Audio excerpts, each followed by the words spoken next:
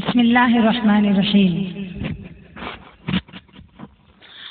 استخارہ کرنے کا آسان طریقہ۔ بہت سارے لوگوں کا کہنا تھا کہ استخارہ کس طرح کیا جاتا ہے، کیا طریقہ ہے اس کا۔ آج ہم آپ لوگوں کے سامنے استخارے کا طریقہ پیش کریں گے، کس طریقے سے ہمیں استخارہ کرنا ہے۔ ہر چیز کا استخارہ کیا جا سکتا ہے، کوئی دنیاوی کام ہے یا پھر رشتے ناطے یا گھر میں کوئی کام شروع کرنا ہے یا کوئی بزنس شروع کرنا ہے یا کوئی ایسی بات ہے کہ جس کو ہم کرنے سے پہلے اگر استخارہ کر لیں تو ہمارے لیے بہتر ہوگا۔ استخارہ دراصل ہے کیا، میں آپ لوگوں کو یہ بتاتی ہوں۔ استخارہ کا مطلب ہے اللہ تعالیٰ سے اپنے کام میں بھلائی مانگنا اور خیر مانگنا کہ اللہ میں جو کام کرنے جا رہی ہوں اس میں خیر ہو تو میرے لیے اس کو آگے بڑھانا، اور اگر خیر نہیں ہے تو اس کو ٹال دینا۔ استخارے کا مطلب ہی یہی ہے۔ استخارے کی فضیلت حدیث شریف میں بہت آئی ہے۔ رسول اللہ صلی اللہ علیہ وسلم فرماتے ہیں جو شخص استخارہ کر لیا کرے وہ کبھی کسی کام میں شرمندہ نہیں ہوگا اور نہ ہی نقصان اٹھائے گا۔ استخارہ کرنا یہ نیک بختی کی علامت ہے اور استخارہ نہ کرنا بدقسمتی کی علامت ہے۔ جیسا کہ حدیث میں آتا ہے، حضرت جابر بن عبداللہ رضی اللہ عنہ سے روایت ہے کہ ہم لوگوں کو نبی پاک صلی اللہ علیہ وسلم استخارہ اس طرح سکھاتے تھے جس طرح قرآن پاک کی سورتیں سکھاتے تھے، یعنی استخارے کی تاکید فرماتے تھے اور استخارے کی دعا کو اہتمام سے سکھاتے تھے۔ حضور پاک صلی اللہ علیہ وسلم نے فرمایا کہ جب بھی کوئی کام کی فکر ہو کہ یہ کام میں کروں یا نہ کروں تو 2 رکعت نفل نماز دل لگا کر سنت کے موافق پڑھو، پھر نماز سے فارغ ہونے کے بعد یہ دعا پڑھو۔ اور وہ استخارے کی جو دعا ہے میں آپ لوگوں کو بتاتی ہوں۔ اللہم انی استخیرک بعلمک واستقدرک بقدرتک واسألک من فضلک العظیم فإنک تقدر ولا اقدر وتعلم ولا اعلم وانت علام الغیوب۔ اللہم ان کنت تعلم ان ھذا الامر، جب یہ والا جملہ آئے تو اس جگہ پر جو اپنا کام ہے جس کے لیے استخارہ کر رہے اس چیز کا نام لے لیں۔ ان ھذا الامر خیر لی فی دینی و معاشی و عاقبت امری فاقدرہ لی ویسرہ لی ثم بارک لی فیہ وَإِن كُنْتَ تَعْلَمُ أَنَّ هَذَا الْأَمْرَ، پھر یہ جملہ دوبارہ آیا أَنَّ هَذَا الْأَمْرَ، تو یہاں پر اپنا وہی کام جس کا استخارہ ہم کر رہے ہیں وہ کام کو بولو یا اس کا نام لے لو، اور پھر اس کے بعد بولو أَنَّ هَذَا الْأَمْرَ شَرٌّ لِّي فِي دِينِي وَمَعَاشِي وَعَاقِبَةِ أَمْرِي فَاصْرِفْهُ عَنِّي وَاصْرِفْهُ عَنْهُ وَاصْرِفْنِي عَنْهُ وَاقْدِرْ لِيَ الْخَيْرَ حَيْثُ كَانَ ثُمَّ ارْزِقْنِي بِهِ۔ یہ استخارے کی دعا ہے، آپ کو مسنون دعا میں یہ مل جائے گی۔ تو میں اس لیے یہ پڑھ کے بتائی ہوں کہ جب وہاں پر دعا کے اندر ان ھذا الامر آتا ہے تو وہاں پر اپنا جو بھی کام کے لیے ہم استخارہ کر رہے ہیں وہ کام کا نام لینا ہے۔ اگر کسی کا رشتہ لگا رہے ہیں تو رشتہ جس کا لگا رہے وہاں پر اس کا نام لینا ہے اور پھر اس کے بعد آگے کی دعا پڑھنا ہے۔ حضرت سعد بن وقاص رضی اللہ عنہ فرماتے ہیں کہ حضور پاک صلی اللہ علیہ وسلم نے فرمایا آدم کی اولاد کی سعادت مندی اور خوش قسمتی یہ ہے کہ وہ اللہ تعالیٰ سے استخارہ کرے اور اس کے فیصلے پر راضی رہے، اور انسان کی بدبختی اور بدنصیبی یہ ہے کہ استخارہ کرنا چھوڑ دے اور اللہ کے فیصلے پر ناراض رہے۔ یہ ہم نہیں، حضور پاک صلی اللہ علیہ وسلم کا فرمان ہے۔ اس لیے کوئی بھی کام کرنا ہو، چھوٹا ہو بڑا ہو، استخارے کی دعا پڑھ لینے کا، 2 رکعت نماز پڑھنے کا، استخارے کی دعا پڑھنے کا، اور اللہ تعالیٰ سے اس کام میں اپنے لیے خیر طلب کرنے کا کہ اللہ اگر اس کام میں میرے لیے کوئی بھلائی ہے، خیر ہے تو اس کام کو تو آگے بڑھا دے خیر عافیت کے ساتھ، اور اگر میرے لیے کوئی بھلائی نہیں ہے تو اللہ اس کو خیر عافیت کے ساتھ تو مجھ سے ٹال دے تاکہ میں یہ کام کروں ہی۔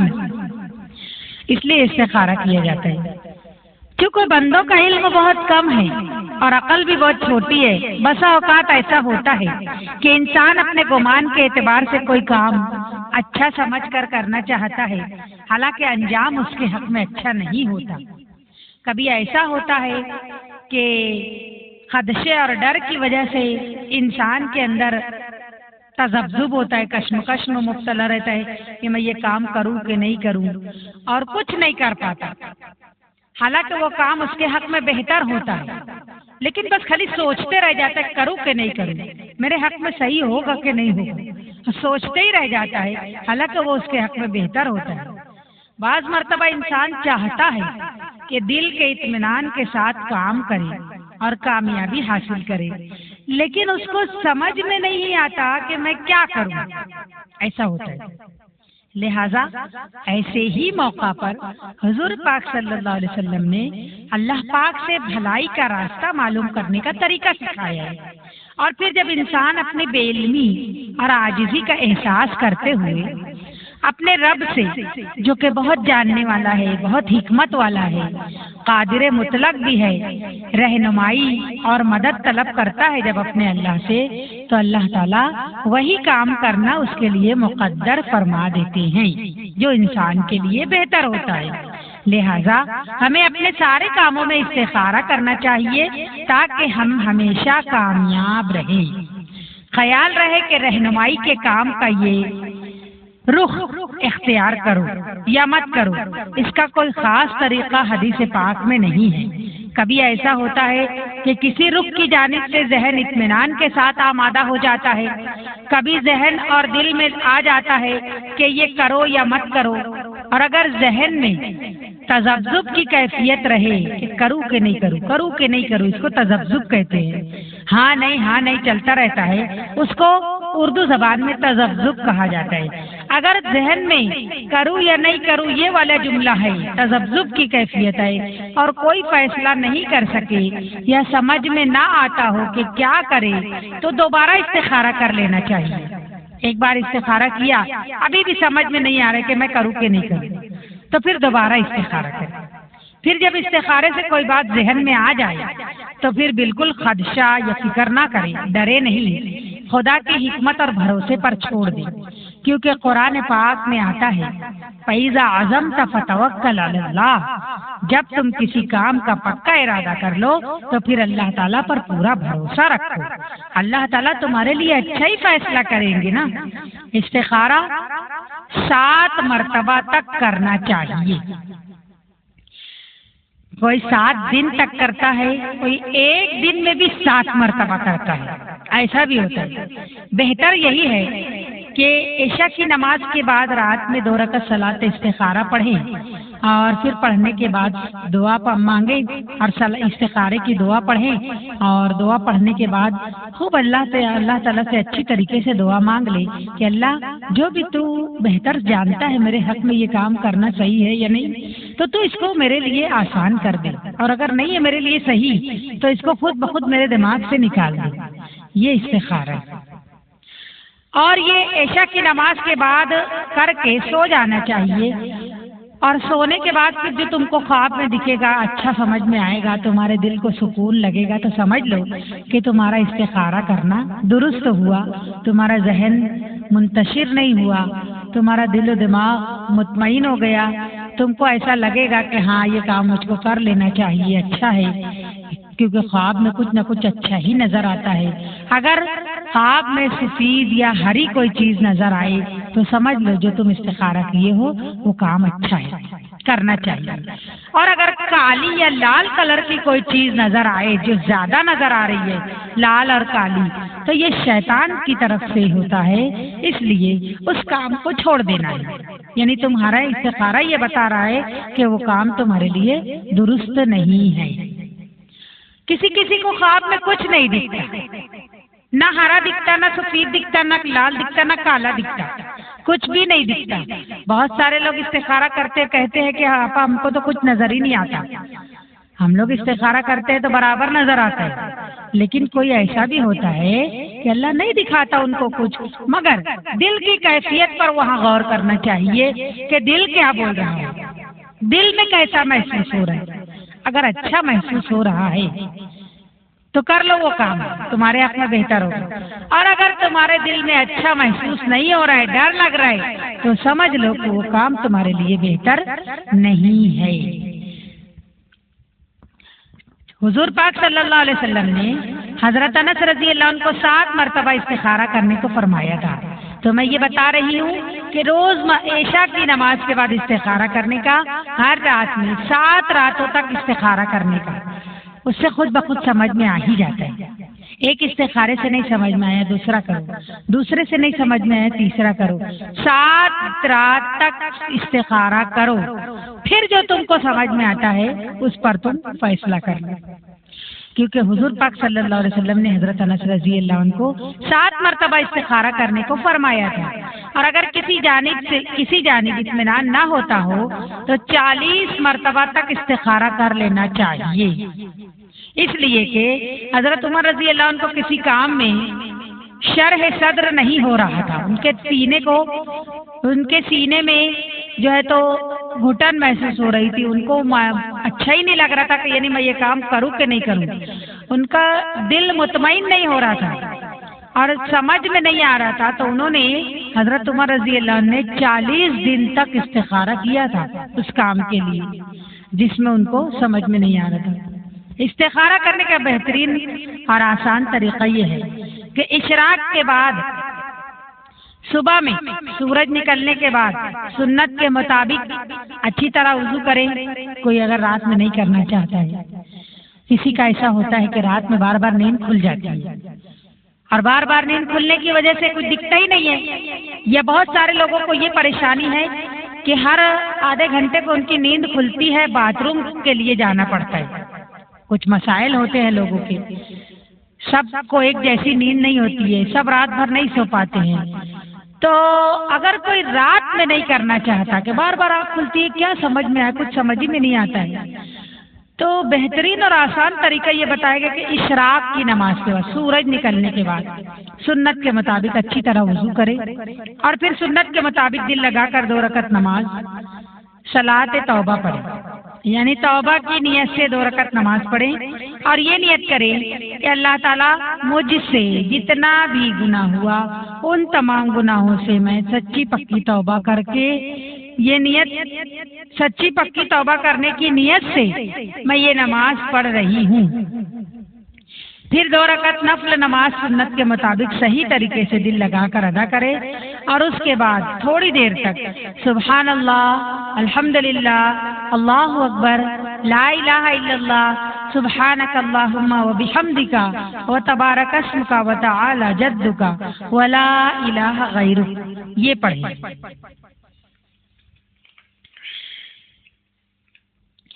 اس کے بعد درود ابراہیم پڑھے، یہ دعا یہ پڑھے، اس کے بعد درود ابراہیم پڑھے، پھر اللہ تعالیٰ سے رو رو کر گڑ گڑا کر توبہ کرے عاجزی کے ساتھ، اور یہ کہے اے اللہ مجھ سے پوری زندگی میں جو بھی گناہ ہوا ہو تو اس سے میں سچی پکی توبہ کرتی ہوں، اور اگر کوئی خاص گناہ ہوا ہو تو اس کا نام لے کے توبہ کرے، اللہ مجھ سے یہ خاص گناہ ہوا ہے تو میرے اس گناہ کو معاف کر دے، اے اللہ مجھ سے فلاں گناہ ہوا ہے اس کو تو معاف کر دے، اب انشاءاللہ زندگی بھر میں نہیں کروں گی وہ گناہ کبھی بھی، ایسے نیت کر کے وہ توبہ کریں گے تو انشاءاللہ گناہ ہمارے معاف ہو جائیں گے، گناہوں کی نحوست دور ہو جائے گی۔ آگے یہ بھی دعا مانگنا ہے، اے اللہ میرے گناہوں کی نحوست سے تو مجھ کو بچا لے، میرے گناہوں کی نحوست سے مجھ پر جو مصیبت آ رہی ہے، نعمتوں کے حاصل کرنے میں جو رکاوٹ پیش آ رہی ہے، اس کی نحوست سے مجھے ناکام ہونے سے بچا لے۔ پھر اس کے بعد دوبارہ 2 رکعت نفل نماز پڑھنے کے لیے یہ نیت کرے، اے اللہ میں آپ سے میرے کام میں بھلائی چاہنے کے واسطے، اچھائی طلب کرنے کے واسطے استخارے کی 2 رکعت نماز پڑھنے کی نیت کرتی ہوں، اور 2 رکعت نماز سنت کے مطابق اچھی طرح دل لگا کر پڑھے،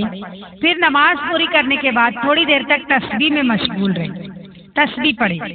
تسبیح وہی سبحان اللہ، الحمدللہ، اللہ اکبر، یہ تسبیح پڑھتے رہے، پھر اس کے بعد درود شریف پڑھے اور استخارے کی دعا پڑھیں جو عربی میں لکھی ہوئی ہے، جو میں آپ کو پڑھ کر سنائی ہوں، پھر اس کے بعد اس دعا کا ترجمہ بھی پڑھ لے، اور جب وہاں پر میں بتائی انا حاضل امرہ آئے تو وہاں پر اپنے کام کا خیال کرے، اپنے ذہن میں وہ کام کا خیال کرے یا اس کام کا نام لے لے جیسا مناسب سمجھے۔ اگر مثال کے طور پر بتا رہی ہوں، اگر کسی کو سفر پر جانا ہے تو خیال یہ کرے کہ اللہ میں یہ سفر پر جانا چاہتی ہوں، یہ سفر تو میرے لیے بہتر ہے کہ نہیں ہے، اس کے لیے میں استخارہ کر رہی ہوں، وہ نیت کر لے۔ اور ترجمہ پڑھنے کے بعد اللہ سے اپنے جملے میں دعا مانگ لے، خوب عاجزی کے ساتھ رو رو کر گڑ گڑا کر، اور اپنے کام کی بھلائی اللہ سے بار بار مانگے۔ یہ ایک استخارہ مکمل ہو گیا۔ اور استخارے کی جو دعا میں بتائی ہوں وہ دعا پوری پڑھنا ہے، اس کا میں ترجمہ آپ لوگوں کو سناتی ہوں۔ اس دعا کا، اے اللہ میں تیرے علم کے ذریعے تجھ سے خیر مانگتی ہوں اور تیری قدرت کے ذریعے تجھ سے قدرت طلب کرتی ہوں، تیرے بڑے فضل کا تجھ سے سوال کرتی ہوں، کیونکہ بلا شبہ تجھے قدرت ہے، مجھ کو قدرت نہیں ہے۔ تو جانتا ہے میں نہیں جانتی، تو غیب کی باتوں کو خوب جاننے والا ہے۔ اے اللہ اگر تیرے علم میں میرے لیے یہ کام دنیا آخرت میں بہتر ہے تو اس کو میرے لیے مقدر فرما دے، اور پھر میرے لیے اس میں برکت فرما۔ اگر تیرے علم میں میرے لیے یہ کام میری دنیا آخرت میں برا ہے